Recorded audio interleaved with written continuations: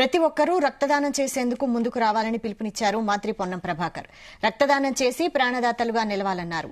Indian red cross society Hyderabad ఆధ్వర్యంలో ఏర్పాటు చేసిన రక్తదాన శిబిరాన్ని మంత్రి పొన్నం ప్రభాకర్ ప్రారంభించారు.